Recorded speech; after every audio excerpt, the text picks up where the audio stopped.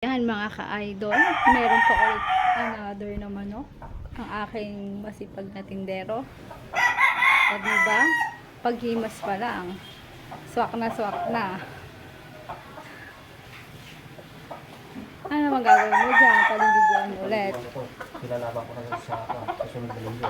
Ilalaban na nga? Sa susunod na linggo.